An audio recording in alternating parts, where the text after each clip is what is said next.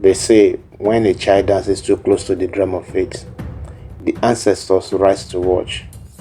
But what happens when two children fall in love, not knowing their love was written in matches before their first breath?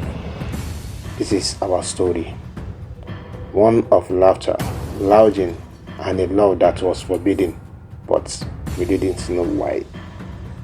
In a quiet village on the edge of Ibadan, where the restaurant dust your feet and the hair smell of ogi and firewood, lived Ademide, a calm, curious girl with a laugh that could melt stone. And in the bustling town of Akure, raised by streets but loving parents, lived Kole, a young man with eyes full of dreams and the charm of an oriki. His smile, dangerous, his words, sweet like agbalumo. Fate, they say, being the trickster that it is, brought them together at a wedding. We are talking Yoruba drums, laughter, wedding songs faded into the focus. Their eyes met across the crowd, not with fire, but with familiarity, like souls remembering something forgotten.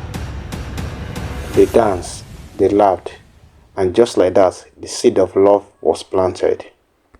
For months, their love grew.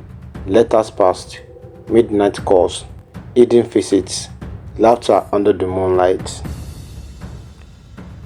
Ademide would sneak out during a full moon to meet Kole by the ancient Iroko tree, the one the elder says holds memories. There, they would whisper dreams. Ademide, I want to travel, to see the world, but only if you are beside me. Kole, you are my word already, Ade. But one night, after returning from Kole's village, Ademide's mother stood at the doorway. Her face paled, her breath shallow. Ademide, who did you say his people are? Ademide answered, his name is Kole Ajibola. Ah, Kole Ajibola ke, this child has killed me. Then, Ademide's mother slapped Ademide with a very sound slap, followed by silence and gasping. Ademide was locked in her room for days. Food passes under the door, her phone taken, her tears unnoticed. Kole, confused and heartbroken, searched for answers, but none came, until his own father heard the name Ademide Umishori. His face turned ashen. He called Kole into his room, closed the door. Baba Kole asked Kole, you will forget that girl. You must forget for the sake of your blood. Kole answered, ah, Daddy, why? What is this nonsense? But his father's lips remained sealed. Only his eyes revealed the truth, which is fear. Ademide finally broke free one night. She ran barefooted in tears to the only person she trusted, Kole, there under the same tree, which is the Iroko tree where their love began. She found him waiting, broke in two but still holding on. They demanded answers, so they decided to go to an old woman, which is Mama Efun, the villagers' oldest seer and keeper of forgotten things. She stared at them for a long time. Then, her eyes filled with sorrow. Mama Efun raised up her head and said to them, I can see your love is pure, but caused by blood. Your fathers, they were brothers. Kole and Ademide look at themselves. What? Mama Efun continued. Yes, they were twins, torn apart by greed. One stole the other's bride. Then the god cursed them. He cursed the bloodline. So their children would never unite without bringing madness and death. The lovers stared at each other, hope bleeding into horror, love into lust.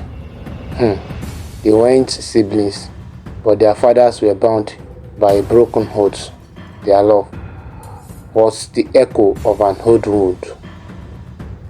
At this point, the lover had two options. 1. Break the curse. 2. Break the bond. So they climbed the sacred hill, carrying sacrifices, tears, and prayers.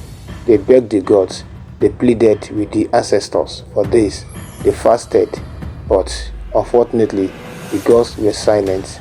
And so they made a decision. They decided to live together. So, far from the judgment, far from the whispers, far from the curse, but not far enough to forget. Now it's been 5 years. Ademide now writes children's book. Colin runs a little shop near the coast. They lived quietly. No children, no stories of the past. But sometimes, when the wind blows through the trees, when the moon glows red like hot wounds, they wonder, was love worth the price of blood? Or did they escape just in time? Not all love stories end with a wedding.